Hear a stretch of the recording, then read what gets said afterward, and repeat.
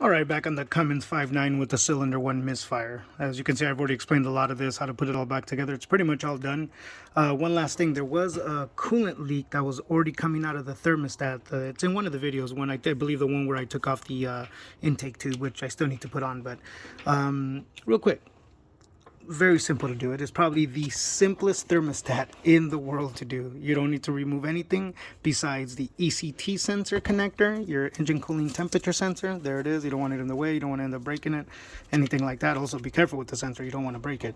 Take off the 3 8mm bolts that it has, and let me show you how this is going to work.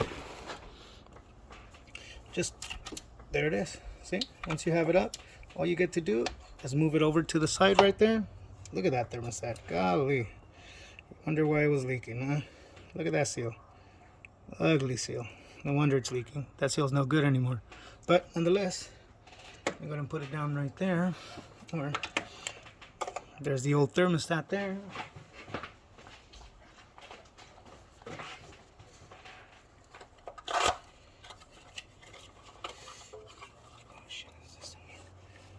And here's the new thermostat right here.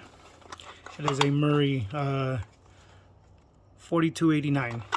There it is. I trust this brand. I've already showed it to you guys before. I trust Murray. I put him on all the Power Strokes, the Duramaxes, all of them. They've done me good. I haven't had problems with them. If you guys think there's a better product, obviously the manufacturer product is always going to be good, but nonetheless, that's what it is. So real quick,